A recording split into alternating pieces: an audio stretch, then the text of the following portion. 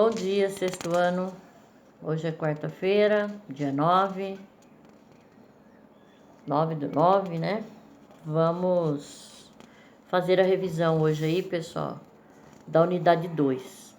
A unidade 2 é sobre flutuação dos corpos na água,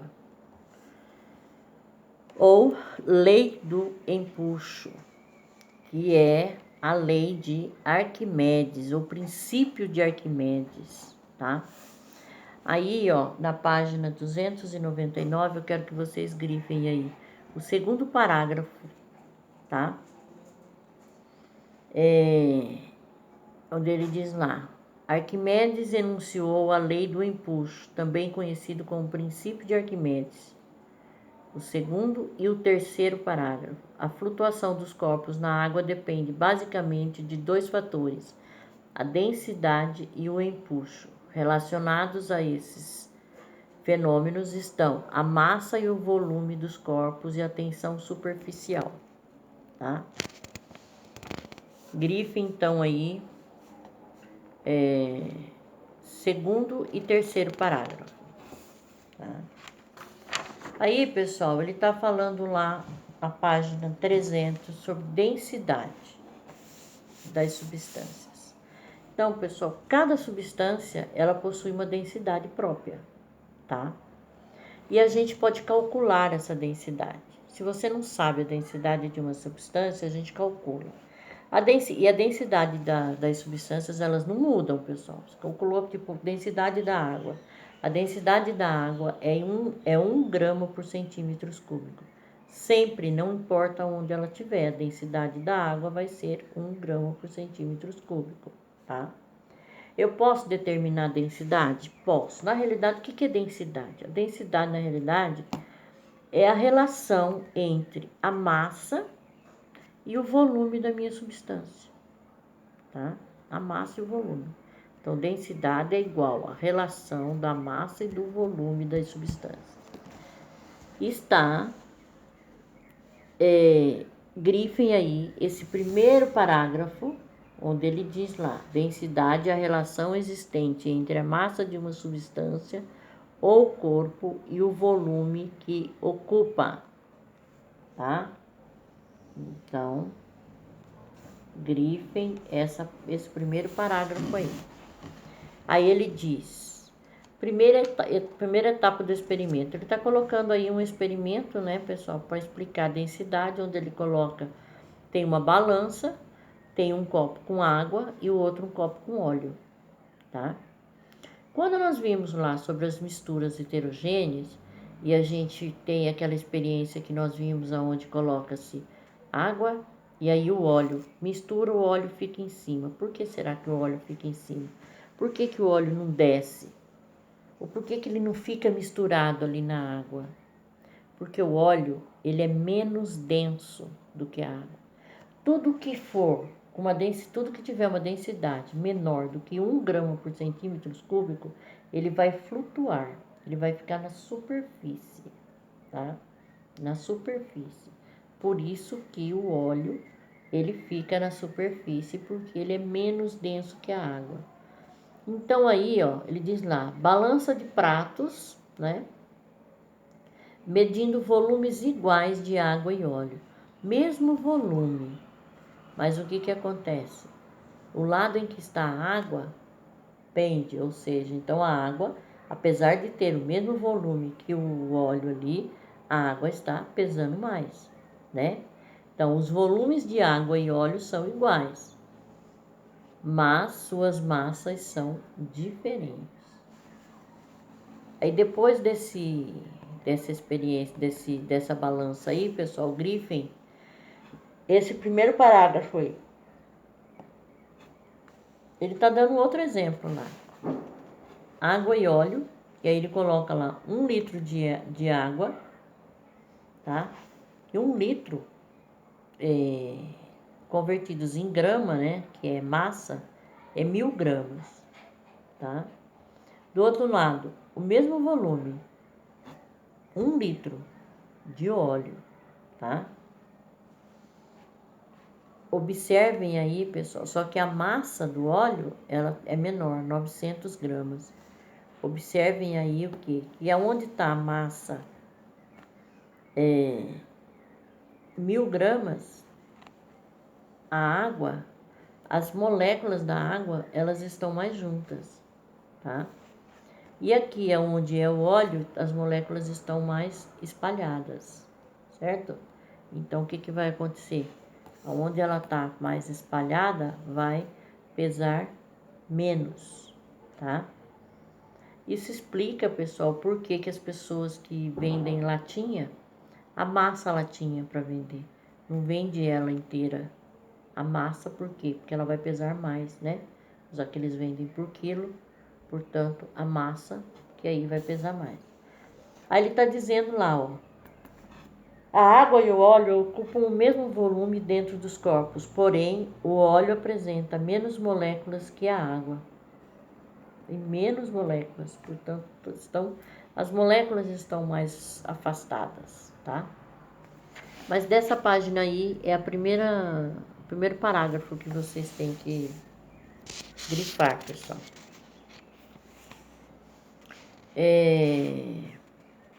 Na página 301, vocês vão grifar o primeiro e o segundo parágrafo.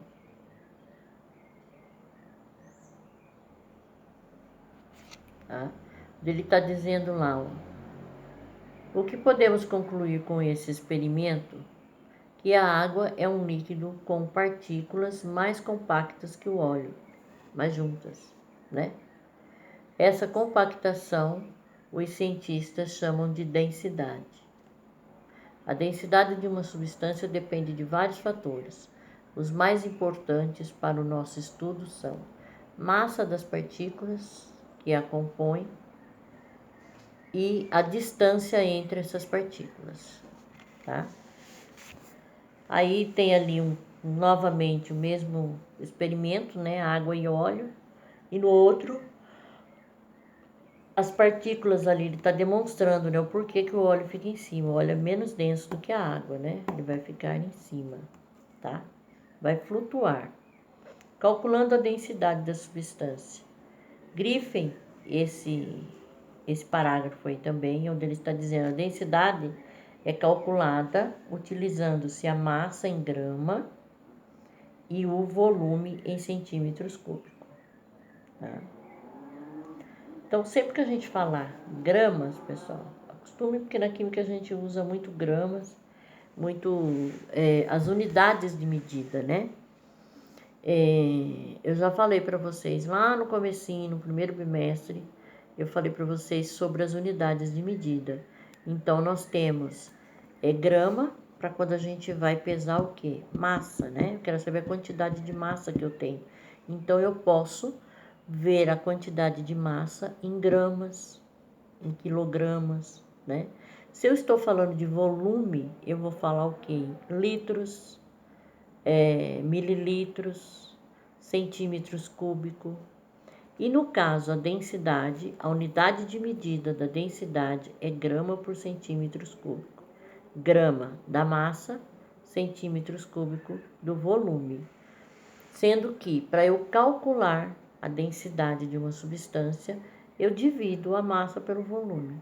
Se eu dividir a massa pelo volume, eu vou ter o valor da densidade, tá?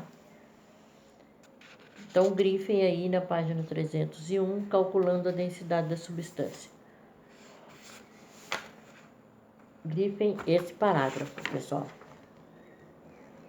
Lá na página 302, ele está falando sobre o cálculo, né, da densidade. E tem lá, tá em negrito ali, ó, densidade. Grifem essa frase aí. Densidade é a relação entre a massa e o volume de uma substância ou corpo. Eu posso pedir para vocês, o que é densidade? Ou defina a densidade. Então, densidade é a relação entre a massa e o volume de uma substância ou de um corpo, tá? Simplesmente isso. Aí, nessa mesma página aí, pessoal, 302, ele está falando sobre a força do empuxo, tá? O empuxo é uma força que é exercida pela água faz com que ela é exercida sobre os corpos e faz que ela empurra simplesmente os corpos para que eles flutuem, tá? Esse é o empuxo, certo? Força de empuxo que ele está dizendo aí. Tem um parágrafo, 2 parágrafos aí antes da força do empuxo que vocês devem grifar aí, tá? Que ele está dizendo lá o que é empuxo e tal. Aí na 303 tem aí empuxo, é a força exercida por um fluido é um líquido ou um gás, né? Sobre um objeto que esteja mergulhado nele. Então, grifem isso daí, pessoal. Essa é a definição de empuxo, tá? É a força exercida por um fluido, esse fluido pode ser um líquido ou um gás, sobre um objeto que esteja mergulhado nele, né? Ou seja, no fluido ou no líquido, tá? E ele tá dando um exemplo aí, ó, da força de empuxo. Ele coloca 3 becker com água, bolinhas de isopor. No primeiro, a bola de isopor flutua na água. No segundo, a bola de isopor imersa na água, ele segura a bola lá de isopor. Aí no terceiro, ele solta. No segundo, ele está segurando a bola. No terceiro ali, ele soltou a bola de isopor, tá? E ela sobe por quê? Pela força do empuxo, tá? Ainda nessa página aí, lá no finalzinho, onde tem... Podemos concluir, então, que um corpo... Grifem tudo que está aí, pessoal. Afunda, flutua. Aí tem aí o princípio de Arquimedes, vocês grifem também. Todo corpo mergulhado na água é empurrado para cima com uma força igual ao peso do volume da água que ele desloca. É claro, pessoal, que existem alguns fatores que aumentam o empuxo, tá? Tipo uma água com sal, no mar, por exemplo, né, que a água é salgada. A força do empuxo é muito maior do que no rio de água doce.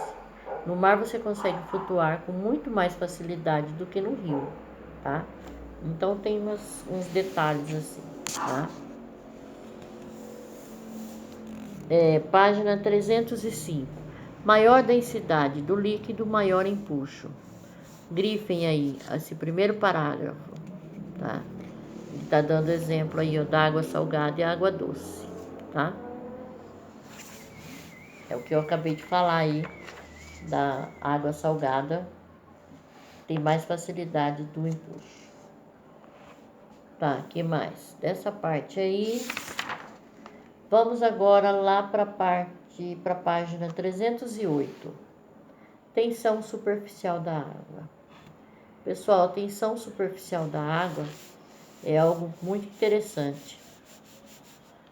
Tem uma experiência que eu costumo fazer com os alunos em sala, que vocês podem fazer aí na casa de vocês, é bem simplesinho para vocês verem a tensão superficial da água. Peguem uma moeda de 50 centavos. Ah, só pode ser de 50 centavos? Sim, pela circunferência dela fica mais fácil para fazer. A de R$1 ela já é bem maior. Uma moeda de 50 centavos e um conta-gotas. O que é conta-gotas, professora? Se tiver qualquer vidro de remédio aí na casa de vocês, que o remédio seja em gota, qualquer remédio que é em gota, que é para você tomar, qualquer remédio que é líquido, que é para você tomar gotas, ele vem o conta-gota. Então é aquele conta-gota. Aí você pega essa moeda e você vai colocando, você enche o conta-gotas de água e vai soltando gota a gota em cima dessa moeda. Vai formar a tensão superficial da água. O que é isso? Vai formar uma película e a moeda, ela vai aumentando. Você vai começar a olhar, a moeda vai ficando alta de água, tá? Você não quebra a tensão superficial. Se você conseguir, né, tem que ter todo o cuidado para poder fazer, pessoal. Eu já fiz essa experiência aí na escola, nós fizemos, o aluno que conseguiu colocar mais gotas de água na moeda, foi um aluno que ele colocou 118, se eu não me engano, foram 118 gotas, tá? Então, assim, tá? Dá para colocar bastante. Uma outra maneira da gente ver a tensão superficial da água, que na realidade é uma película que fica ali. Os insetos, eles pousam em cima da superfície, na superfície da água, né? Não afundam. Também é devido ao quê? A tensão superficial da água. Vários exemplos ali, ó, pessoal, tá? As folhas que caem na piscina não afundam, ficam em cima, também com a tensão superficial da água, tá? Pode acontecer de afundar? Pode, dependendo de alguma coisa da natureza ali, pode afundar, tá? Mas o normal não é afundar, é ficar em cima, tá? E aí, pessoal, nós temos aí na página 309 métodos utilizados de separação de mistura. Como nós vimos, a gente sabe que nós temos vários tipos de misturas da natureza, tá? Assim como nós misturamos as coisas para transformar em outra, nós também podemos separar determinadas misturas. Só que nós usamos métodos diferentes para separar determinadas misturas. Vamos supor, misturas homogêneas, a gente usa um método para separar. Mistura heterogênea, a gente usa um outro método. Mistura líquido-líquido, usa-se um método. Mistura sólido-sólido, outro método. Mistura sólido-líquido, um método. Tá? Então, para cada tipo de mistura, a gente tem um tipo de separação, uma técnica que a gente usa para separar essas misturas, tá? Então, vocês vão grifar aí, tá? Esses métodos utilizados na separação de mistura. Então, o que nós precisamos saber? Depende do que? Do aspecto da mistura. Sempre que eu quero separar uma mistura, esse aspecto que ele está dizendo aí chama-se análise imediata. Então, o que é uma análise imediata? Eu vou olhar para a minha mistura e vou analisar ela. Bom, eu quero separar isso aqui. Então, o que eu vou fazer? Eu vou analisar essa mistura para me poder saber qual é o tipo de separação que eu vou poder usar, qual a técnica de separação que eu vou usar, tá? Então, essa análise imediata consiste nisso. Eu vou, primeiro, pego lá um caderninho, alguma coisa lá, uma folha e vou analisar a minha mistura. Qual é o aspecto dessa mistura? Ela é líquido? Ela é sólida? Marco ali. Quantas misturas eu tenho ali? Todas as misturas são sólidas? Todas são líquidas? Alguma ali é gás? Então eu vou colocar o que eu estou vendo ali, né? O que eu estou vendo na minha mistura, tá? Isso chama-se análise imediata. Então a primeira coisa que nós vamos fazer para separar as misturas é análise imediata. Eu vou pegar a minha mistura e vou analisar o que eu tenho ali. Depois que eu analisei, bom, aqui eu tenho 2 líquidos, né? Esses 2 líquidos, um é a água, portanto, o outro é o óleo, vamos supor. A água é mais densa, o óleo é menos denso, então eu vou ter que usar isso, aquilo, vou chegar à conclusão de qual método que eu vou usar, tá? Então, existem vários métodos aí de separação de mistura. Então, ele diz lá, misturas, separação de misturas heterogêneas de sólido, tá? Então, aqui ele está dando exemplo onde eu tenho misturas heterogêneas, ou seja, eu consigo ver as minhas misturas, ver os componentes das minhas misturas, e eles são sólidos. Então, se eu tenho uma mistura heterogênea, sólido-sólido, o que eu vou fazer para separar ela? Quais são os métodos? Então, grifem aí, pessoal. Primeiro, essa parte toda aí, tipos de mistura, natureza dos elementos, densidade, temperatura, estado físico do componente, grife isso daí é análise imediata. E aí, depois, separação de misturas heterogêneas, de sólidos. Então, como que eu vou poder separar aí? Quais são os métodos? Grifem só os métodos, pessoal. Peneiração, catação, ventilação, levigação. Vamos ver esses daí primeiro.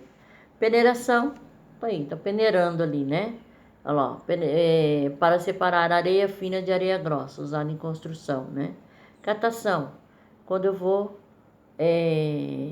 catar o feijão lá, limpar o feijão, né? Escolher o feijão para poder cozinhar. Às vezes o feijão vem com grãozinho de milho, com pedra, sei lá o quê. Então, eu faço o quê? É uma maneira de eu separar, né? Tem lá milho e feijão, vou separar. São dois sólidos.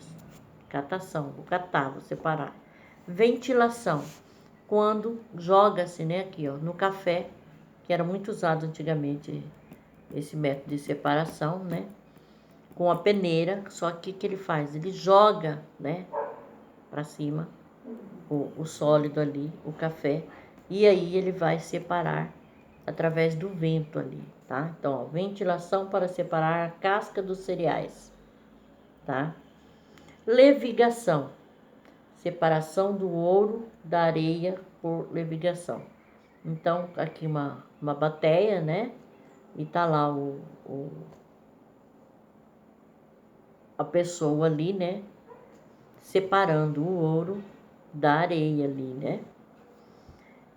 Essa parte aí, levigação, pessoal, grifem esse parágrafo todo aí da levigação, tá? Outro método de separação de sólido, heterogêneo e sólido, separação magnética, onde eu uso o ímã, né, para separar. Dissolução fracionada, eu dissolvo, tá? Vou dissolver lá, areia mais sal. Tem areia e sal, aí ele coloca água. O sal vai dissolver na água, eu vou ficar só com dois elementos ali, areia e a água. Passo por um funil, que tem o quê? O funil ali vai reter toda a areia e vai sair a água salgada. Pego essa água salgada, aqueço, a água vai evaporar e o sal vai ficar no final. Como eu usei etapas, então o método é dissolução fracionada. Aí nós temos lá heterogênea, sólido e líquido ou líquido-líquido. Qual o método que eu vou usar? Filtração simples, só filtrar, né? Isso a gente faz no café. Sedimentação e decantação, também por etapas ali, esses métodos, tá? Centrifugação, na página 312. Pessoal, essa centrifugação aí, ó, grifem esse parágrafo inteiro de centrifugação. Nós até temos no laboratório da escola uma centrífuga, tá? Quem sabe ainda dá tempo da gente fazer esse ano, usar essa centrífuga para mostrar para vocês a separação. Então, centrifugação, né? Que é um processo que acelera a decantação, tá? O outro processo, filtração, câmara de poeira, também essa filtração aí também o aspirador, né? Que é bem comum, tá? Que mais? Lá na página 315, vocês têm lá separação de misturas homogêneas. Grifem aí, separação de misturas homogêneas. Mistura homogênea de líquidos. Destilação simples. Grifem. Destilação simples. Tá? Pode grifar esse parágrafo todo. Depois, destilação fracionada. Até mistura. Grifem. Destilação fracionada, ele coloca lá. É o processo utilizado para separar misturas cujos componentes são líquidos. Esse processo tem como base os diferentes pontos de ebulição dos componentes da mistura, até a palavra mistura. Tá? E aí nós temos aí, pessoal, a destilação homogênea de sólidos, lá na página 316. Que eu quero que vocês grifem aí. Fusão fracionada, dele diz: as ligas metálicas são formadas pela mistura de vários elementos. Como cada elemento tem um ponto de fusão diferente, Quando a liga é aquecida, cada um deles vai derreter e se separar em um momento diferente. Isso, substâncias homogêneas sólidas. Aí, homogêneas de gases, liquefação e destilação fracionada. Também grifem todinho esse parágrafo aí, tá? E aí, pessoal, ele está falando lá destilação fracionada, ele deu um exemplo mais comum, que é o refino do petróleo, tá? Então, quando o petróleo é retirado lá na plataforma lá, que está lá no mar, é retirado o petróleo, ele já é jogado, quando ele é retirado pelaquela plataforma, ele já é colocado numa coluna, tá? Essa coluna separa ele por ponto de ebulição ou por ponto de fusão. E aí vai para a refinaria. E na refinaria ele vai usando a destilação fracionada, ou seja, vai saindo cada parte do petróleo de acordo, tá, com o seu ponto de fusão. Aquele que funde primeiro vai sair primeiro, tá? O resto do petróleo, a última parte que pode ser utilizada do petróleo é o piche, que faz asfalto, né? O piche e a parafina, tá? A vaselina também, a parafina, é a última parte que é usada do petróleo, tá? Então vocês têm aí, ó, um monte de coisa que é retirada do petróleo: gás, a gasolina, querosene, óleo combustível, óleo lubrificante, resíduos tipo asfalto, piche, vaselina, parafina e outros. Esse daqui, ó, esses resíduos aqui é a última parte, é o que sobra, o resto do petróleo. Por isso que a gente diz que petróleo a gente usa-se tudo, né? Tudo, tá?